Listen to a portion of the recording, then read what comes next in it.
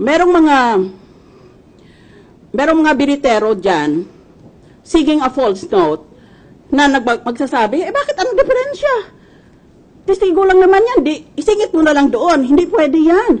Because that's violative of the due process clause of the Constitution. This is more or less, virtually, the same situation during the President Estrada trial, when I voted against opening the second envelope unless the prosecution first amended their information.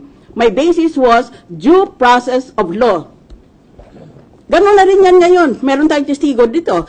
Ngayon doon sa President Estrada trial, naalala nyo? Opening of the second envelope, binilang kami isa-isa. Tapos nagalit ang publiko, well, at least part of the public, against me dahil nagboto akong huwag niyong buksan yan. Actually, yung boto ko, pwedeng buksan, pero amendahin o baguhin mo muna ang complaint or information para mabigyan ng due process clause ang akusado so that he can be informed of the nature and cause of the accusation against him.